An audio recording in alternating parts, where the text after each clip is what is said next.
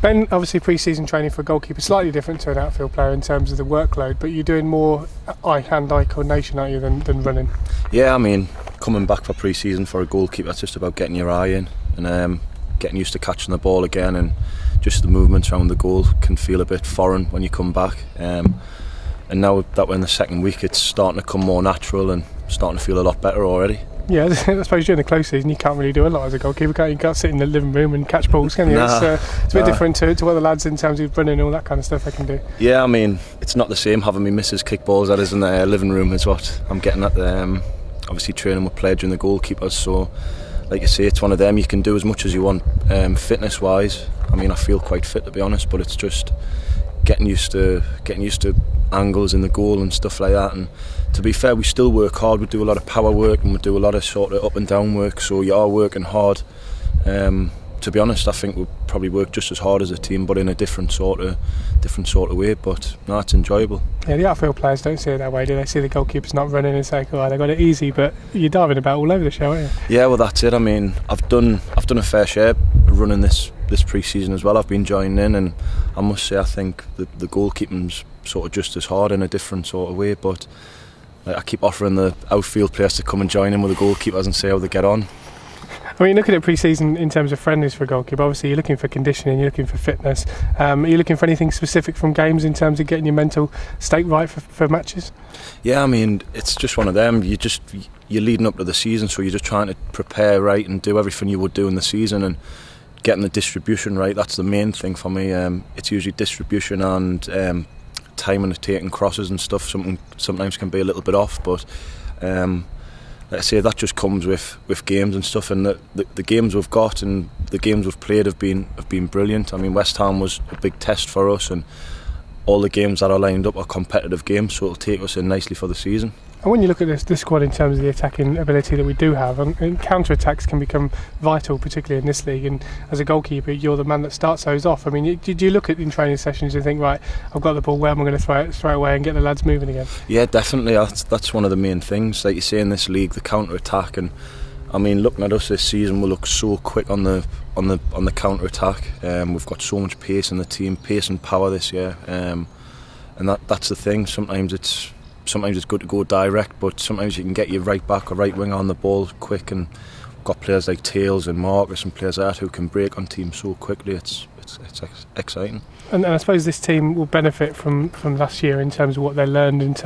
Obviously the season didn't pan out how we wanted to, but there's so many things you can learn from that to take it into this campaign. Yeah, 100%. I mean, you look at lads who have getting 30 games under their belt, 40 games under their belt, and you just take it into the next season. Even myself, to get a good run of games last year, I'm excited for this year, because there's things I do differently in games what I did last year and things I've learned from. So, but like you say, for the young lads as well, it's brilliant. And I think this year we seem to be more equipped and more ready for it. Yeah, and on paper you seem to have a settled back four in front of you, which as a goalkeeper you want, though. You want a bit of continuity.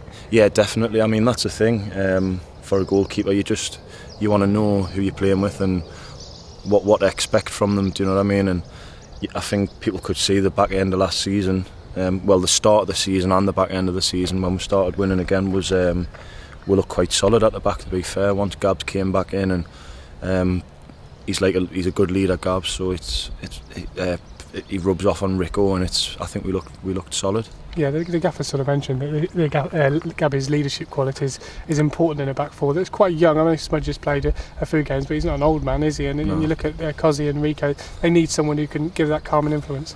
Definitely. Well, Gabs is an out-and-out defender, do you know what I mean? And it's a dying art this year, isn't it, defending? And I think especially at this level, it's one of the things that can win you so many points. Big blocks, you see some of the blocks Gabs makes, the tackles, and he's always 100%. Do you know what I mean? And I think that brings the best out of everybody else. I know even myself, when me and Gabs are on the team together, he lifts the spirit of everyone at the back. So he's good to play alongside.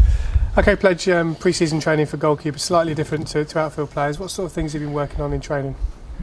Obviously the goalkeepers have been sent away through the summer with their maintenance programme, so they're coming back reasonably fit anyway, but what they will lose is that hand-eye coordination, so we work on that early doors, a bit of agility before moving on to preparing them for the games, where obviously both of the goalkeepers that are here with us this week have had 90 minutes so far this season. Yeah, how do you plan your goalkeeping sessions in terms of trying to keep things different from day to day and keep them lively?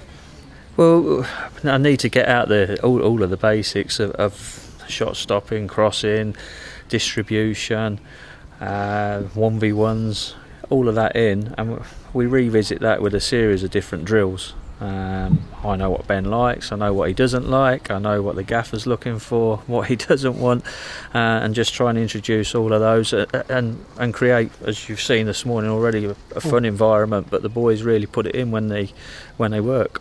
Yeah, we mentioned Ben Alnwick obviously as a first choice goalkeeper. Obviously you've got Henrik Ravas out with you, and Dean Henry's back in England at the moment. Those two goalkeepers, just took us through those attributes. Well, as I said to you, Ben's a perfect professional, still relatively young for a goalkeeper, but really does bring the other two through with him. He offers advice when he can, and when he's out there, he's great to work with because he puts in 110% every day.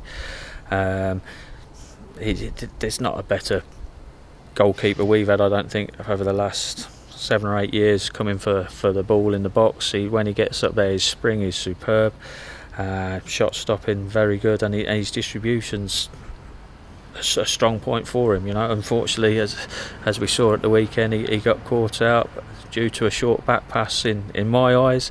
It's normally a very strong part of his game, and that's why we get these practice games in to get those sort of things out of the system at this point. But the other two goalkeepers you mentioned there, I just want to touch on that because Henrik's been called up to the Slovakian under-19 squad in the last week. He'll play Armenia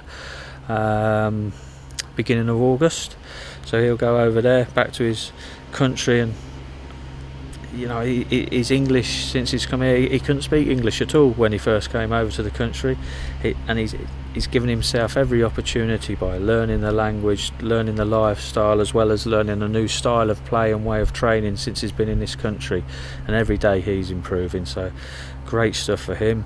Dion, unfortunately, is a week behind. That's why he's not here at the moment. He picked up a little niggle, so he's been given a rehab programme back in Peterborough.